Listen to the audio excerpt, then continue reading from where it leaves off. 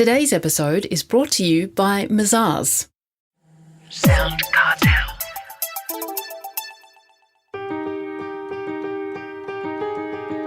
From SoundCartel, I'm Nicole Goodman, and this is Business Essentials Daily.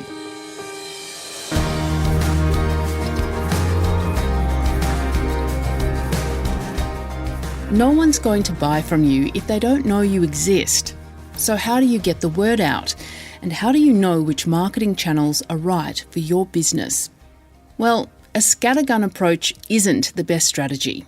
Instead, choose one marketing channel and give it 100% effort for 90 days, then move on to another. That's the advice from Amy Miocevich, founder of Lumos Marketing and author of the Very Good Marketing Guide, How to Grow Your Business on a Budget. She explains the strategies of push and pull marketing to Chris Ashmore. Push channels are those that interrupt the customer journey, like radio or digital ads, while pull channels draw customers to you, like blogs and search engine marketing. So things like Google search, Google advertising, directory listings. We talk about word of mouth as being a kind of pull marketing channel because often the conversation goes, hey, Chris, have you got any recommendations for an IT company? That kind of thing is someone actively searching for a solution. And then you've got what we call push marketing, which is more about you pushing your business in front of someone when they may not have been searching for a solution. But it does trigger something in their mind where they either go, oh, I'm going to remember this for next time, or you're right, I did have that problem, or wow, I really love the idea of this. And that's things like search display ads or social media advertising, the video pre-rolls that happen on YouTube or television advertising. It's interrupting someone going about their daily life with your solution to a problem that they may have not realized that they had. So they're kind of different channels, but it's important to recognize they both serve a purpose and they're both important to look at for your business.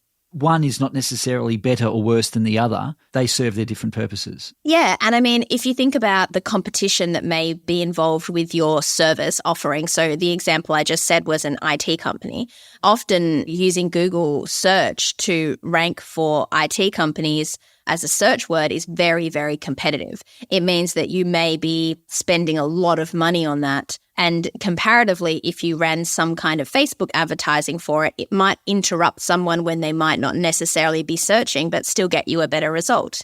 So it really just depends on your business. And that's the whole premise of what we talk about in this book is picking one and focusing on it for a long enough amount of time to know whether it's cost effective for your business, whether it's getting you the leads that you want. Well, can you elaborate on that? Because in your book, you suggest businesses focus on one marketing channel. Yes. And give it 105% focus. Yes. Why? You can tell I'm not a mathematician. 105% it's just this idea that 100% isn't even good enough. Can you confidently say that you've given any marketing channel so much attention that you can confidently conclude whether it's a good marketing channel for your business or not? That's, I guess, the question. And we don't say to do it, for a year. We use a 90-day experiment. And it's because most of these channels we talked about, these push and pull ones, they take time to give you the results you want. And 90 days and 105%, it means you not just decided to do Google advertising. You're giving it so much attention that you're tweaking it and you're studying it, or you're working with a provider that you're collaborating with and you're both discussing results every couple of weeks. And it's giving it so much attention that you are never going to finish that experiment and wonder whether there was more you can do. Well, there are so many marketing channels to choose from, though. How does a business know which is the right one to focus on? There is no right and wrong channel. In fact, ideally, at the end of the day, you should have multiple marketing channels working to bring, your website traffic.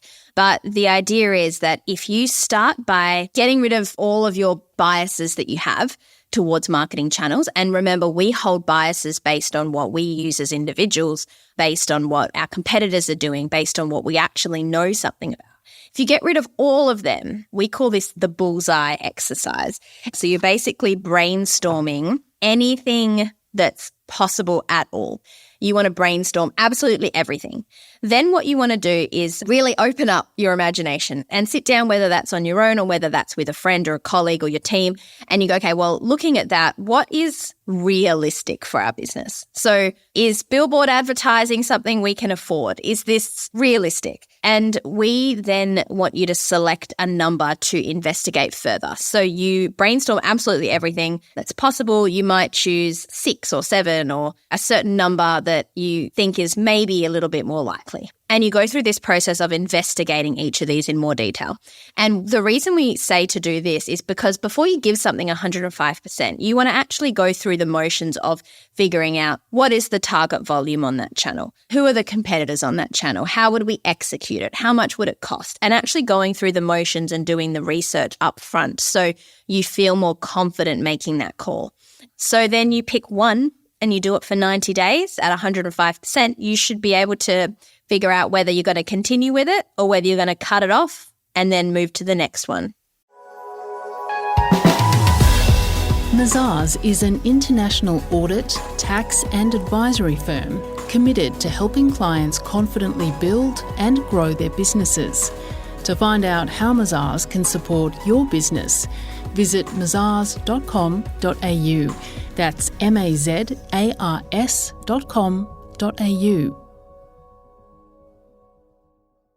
Well, let's say a business has decided upon a channel, and let's just for argument's sake say that it is LinkedIn. Yeah. What kind of messages, what kind of content should they be pushing forward onto it? Every channel is unique. So it really just does depend on your business and what you're aiming to do. So before you tackle a new technique like that, what I'd recommend is doing what I call the 5 C's of marketing, which are consistency, commitment, clarity, communication, and constant improvement.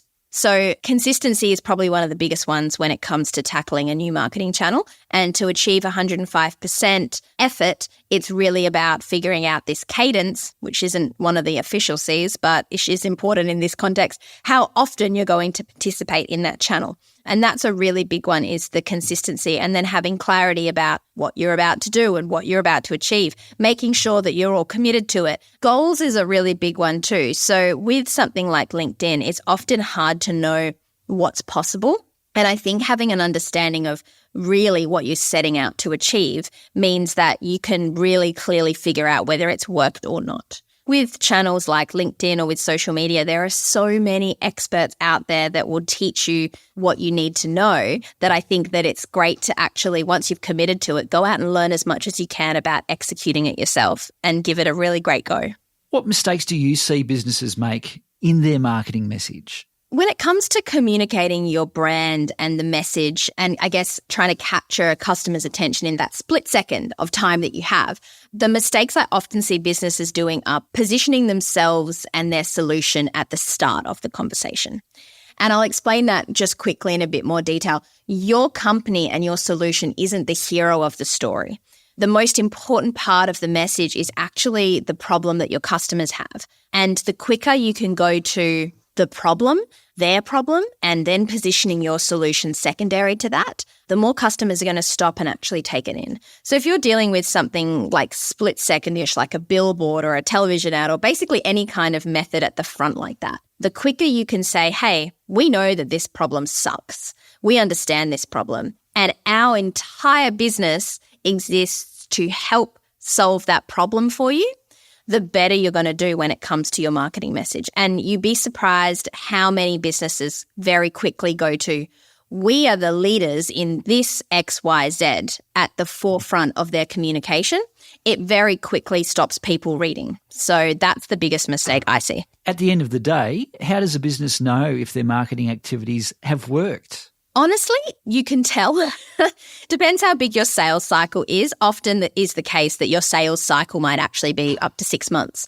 So something that you did 6 months ago might only show a result later. But that's why breaking that journey down from a stranger to your biggest fan in your marketing system is important, because you need to focus on your marketing at the very start, these marketing channels, as a mechanism to get people to just the next step. And the next step for most businesses is normally visiting a website. So if you're actually tracking that smaller step rather than going, how many times has this billboard generated a customer for us? If you go all the way back and go, okay, well, how much traffic are we getting to our website that's considered direct or from the billboard? That's a better way of actually deciding whether it's worked for you or not, because they're the goals you've set out to achieve. So often is the case that we put all this pressure on the marketing channels at the front, thinking that they're there to solve all the problems. They're not. They're just there to help execute a very small part of the customer journey. And that's how you can identify whether it's working or not. That was Amy Miocevich, founder of Lumos Marketing.